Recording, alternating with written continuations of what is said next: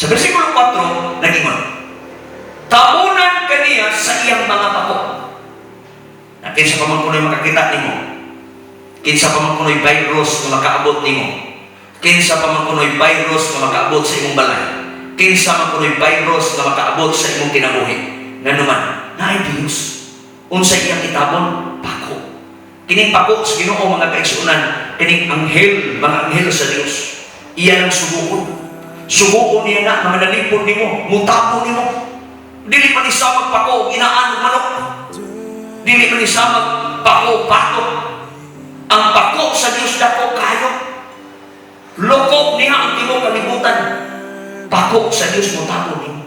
Nya usa na kagamay, usa na katulnog igsoon, usa na katulnog igsoon. Nya wa kay angay kahadlok, wa tay angay kamalapan. Saligi lang ng Dios. Ang atong Dios may atong tigpanalipod. Unsa ni pasalig sa Dios mga kaigsuonan, ingon sa versikulo 4, tabunan kaniya sa iyang mga pako. Pasalig ni sa Dios. Now, unsa may mahimo nimo? Mayon ka magsige kog kaligo, magsige kag panghaplas o alcohol, sige kag Christmas, magsige kag suot og dako kayong mas or mga gear baka na imong gamiton para di ka mataktan. Pero luyo, sulod sa imong kasing-kasing, nag-alintabog yapon ang pangalangka.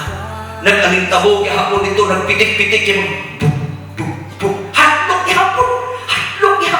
Nga naman, kaya nakakitawahan na kinabuhi. Pero kung mubasa ka sa saad sa Diyos, mubasa ka sa pulong sa Ginoo, ang sulti sa Diyos, sulti ni sa Ginoo, ngadto sa mga tao, damok niya, tabunan kaniya sa iyang mga pako. Tabunan ka sa Diyos. Pako sa Ginoo mo iyang itabo nimo. Gamay na kayo kay suko. Dili yung ka mahadlok tungod kay ang Dios mo tabo nimo. Padayon na to. Unsa may mga saad sa Dios nga buhaton niya sa imong kinabuhi. Buhaton niya sa imong kinabuhi karong adlaw.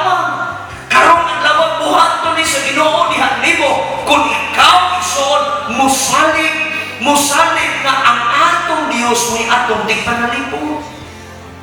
Unsa iyang pasalig? O dili kagayon maunsa ubos sa iyang pag-atiman. Tanawa ra gud, gikan sa iyang pagtabon sa iyang pako sa iyang kinabuhi, unsay sulod nga buhaton niya? Dili kagayon maunsa. Sa ato pa, di ka mamatay. Dili pud ka mataptan o virus.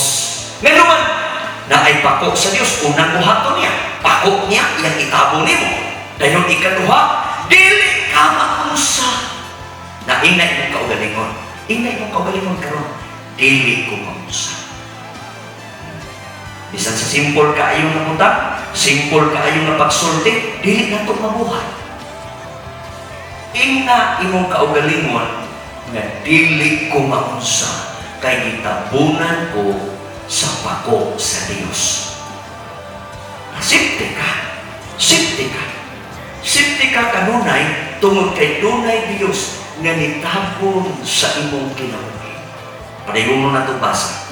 Ngon dinhi, tabunan kaniya sa iyang mga pako o dili kagayon maunsa, dili ka maunsa ubos sa iyang pag-atiman. Sa ato ba, ang pag-atiman sa Dios mga kaigsuonan, naa ka sa iyang kamot, naa ka dinhi, naa ka sa kamot sa Dios. Atimado ka sa Ginoo o naay mga tao, naay manunukog, naay virus, naay Dios na mo atiman nimo. Oy, hawa. Pero mubadlong ba? Mo atiman, mo bantay, mo proteher sa iyong kinabuhi. Pero di yung ka may mahadlok. Pagkalamian, pagkaninduta sa tao na dunay Dios, pagkaninduta sa pasalig sa Ginoo mga kaigsuonan, walay rason nga muundang tagpangalagad sa Ginoo. Walay rason nga mubiyak ka sa Diyos. Walay rason nga mahadlok ang tao. Kung musulti lang, no, mubasa lang ta sa pulong o saad sa Diyos, padayon na to. Ang iyang pagkamaunungon, manalipod o magbantay kanimo. Word ka manungon, tao gani nga muunong dayhard. Kanang tao maunungon mga kaigsuonan, dayhard na. Mura na siya, bana ba nga, die hard sa iyang asawa, higugma ba?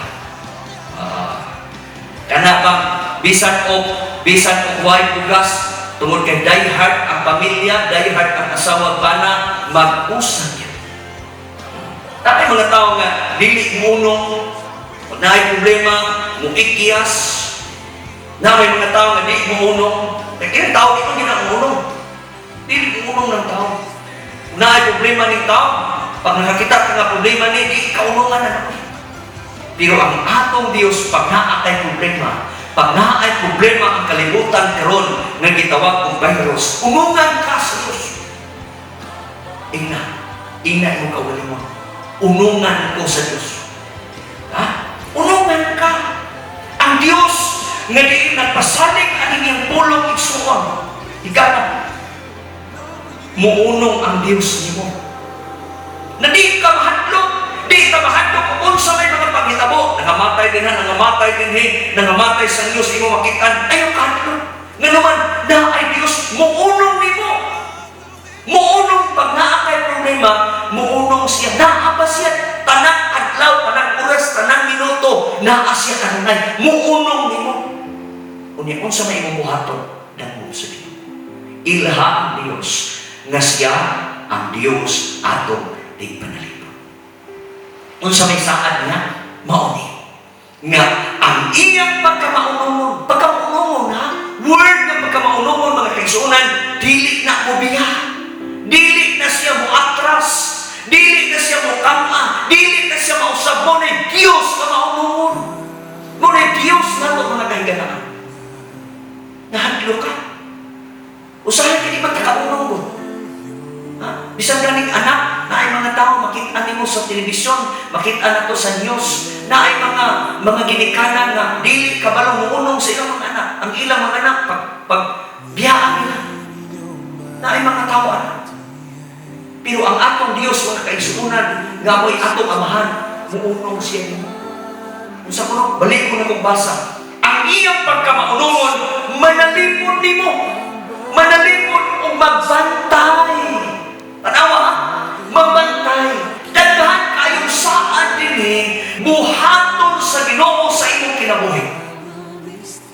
Niining ang kabuntagon, niining ang adlaw, muingon ko nimo. Ayaw kaluya. Ayaw ka discourage. Ayaw ka balaka. Kaya ang atong Diyos, muunong. Mutabon siya sa iyang mga pako. Pabantayan ka sa Diyos. Tabunan ka kanunay sa pagkatiman sa Diyos. Nauninin na kapagtagon, higala. Ako na usap ka, invite. Wala pa kay siguro sa iyong kinabuhi. Karon ang panahon. Himo ang sigurado karon kay naa si Kristo. Diyos na buhi na nagpasalig. Pabantayan ka sa Ginoo. Kung gusto kang mahimo malipayon, dawata sa Kristo Jesus. Dawata siya na Diyos personal na maluluwa sa iyong kinabuhi. Pasudla siya sa imong kasing-kasing. Pahariha siya. Yang sugod ini kurasa, ayaw na pagduha-duha. Dangog sa Diyos, ilha ang atong Diyos, mo'y atong tingpalan. Magampo ko iso, mawagihapon ang imong himo. Ang atong buhaton, iisa na to atong mga kaon. Ikaw man naglantaw karon, simple lang. Iisa imong kaon. Ang pikas ka mo tukutan sa imong lugar, sa imong kasing-kasing. Magampo ko, sundan sabat ini mga paghapon. Ato yung mga ito. Amahan mo nga rin. Among giilang na kami magsalaypon, makasasala. Nagkinahanglan ni mo Ginoo. Nagkinahanglan ni Diyos. Kung nagkinahanglan ni sa imong tao. Ako kang gi-invite, Ginoong Diyos. Nga musulod ka sa akong kasing-kasing. Maghari ka, Ginoo. Sugod nining kurasa, ikaw na ang Ginoo o ang Diyos nga mo'y akong tingpanalipod.